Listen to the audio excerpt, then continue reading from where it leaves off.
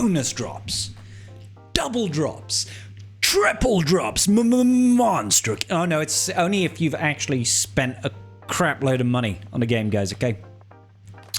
What? So listen, I don't want to get too negative Nelly about all this business. We knew that we were getting some Pirates bonus drops in the near future at some point. And now that we've come to the end of the Pirate era with Captain Silvo coming out on Tuesday, saying that in a British way, Tuesday, innit? If you want to get free shards of Captain Silvo, by the way, make sure you swing around my live stream on Tuesday. We'll be sure to give away some free packs over there. Come see your boy Scribble, he'll sort you out. Anyway, we knew we were getting bonus drops thanks to data mines, and I've got one particular data mine up here from Swigger Events Discord server. Make sure you go join it. That's where all the cool people hang out. That's why I'm not allowed in there.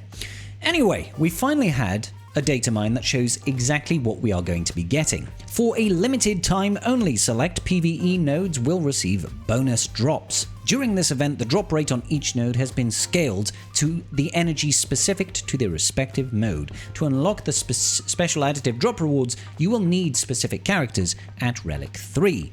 And this is the part that kind of grinds me the wrong way. Now, everybody knows I'm a little bit of a whale, guys. I have everything. I'm already ready for Hondo. I just need Vayne to drop, right? I have all these pirates at Relic 8 at the very least, Relic 9 mostly. And I don't understand what happened to that CG that was like, hey, there's bonus drops for Bad Batch, New Batch. You know, remember? Not so long ago. New Batch, bonus drops. Just, you know, play the game, free to play. You don't have them at 7 stars. Here's a bunch of additional shards for you. You can go and use these in the new raid. This one is just have them at Relic 3. And I know that CG recently did that change where you can relic up characters before they are 7 stars. We can do that now, right? So hitting Relic 3 doesn't mean you need to wail on a character to get them to 7 stars. But it is still rather exclusory because most people, if they are not investing in a bunch of relic levels on a character, they're not going to, if they're not getting them to 7 stars, they're not going to take them up to relics. You wouldn't really.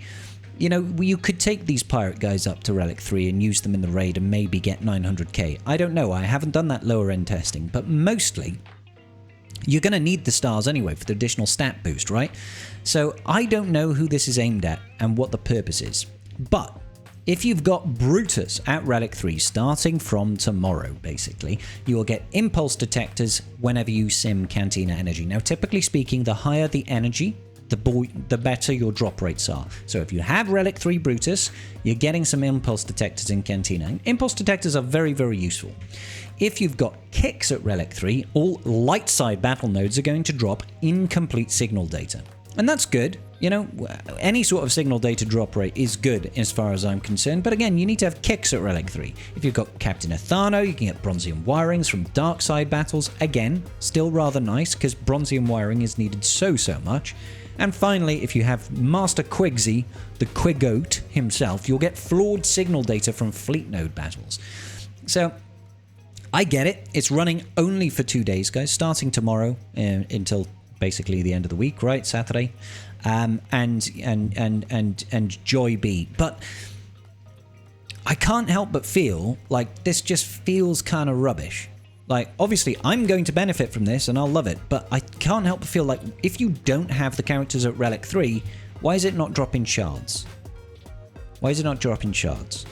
Like, give us some extra shards of Brutus. Give us some shards of Kicks. Give us some shards of Captain Athano. Give us some shards of Quiggled. Just help people get involved and get excited. Because quite frankly, and I think I speak for quite a lot of the player base here, maybe I don't,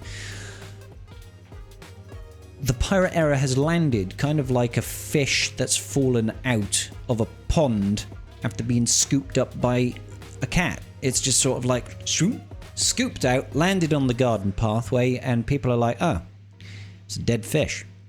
Do you know what I mean? Like, nobody is excited. I didn't even bother doing any sort of, you know, oh, what could be the requirements for Hondo's final tier of requirements? We're just not interested for the most part. They've even got Smuggler's Run 3 coming, which I'm sure will be very, very useful, but it's hard for me to be engaged about it because I just don't really care about pirates. I mean, I just don't really care about pirates. And I think a lot of people feel the same. So if there was any way to get people to feel a little bit more excited about it, don't target the people that are already investing in it. You need to target the people that are not. Who am I to tell CG how to do their job? They're the one that's got $1 billion company, and I'm still here. I'm still here. So, not only that, guys, but we do go off on a little bit of a tangent. This one is going to drop soon as well. If 1 drop is good, 2 are better, and 3, well, that's just good business. For a limited time, all light side battles, dark side battles, mod battles, cantina battles, and fleet battles will feature double drops for 24 hours starting on the 20th of this month, and triple drops for 24 hours on the 21st of this month. Now, don't get too excited, ladies and gentlemen. Don't hoard your energy. Don't just yet. Don't go running over to Calvin. He's so handsome and awesome. His channel, and ask him, how do I hoard for double drops and triple drops? Because the only people in the entire game that can actually benefit from this double drop and triple drop are the 6.5 people who most likely are mostly in my guild that are going to be ready for Pirate King, Hondo, and Akka. You have to have Hondo, new Hondo, not OG Hondo, unlocked in order to get these double drops and triple drops. Why? Now, I get it. I get rewarding players that are putting bread on the table, CG.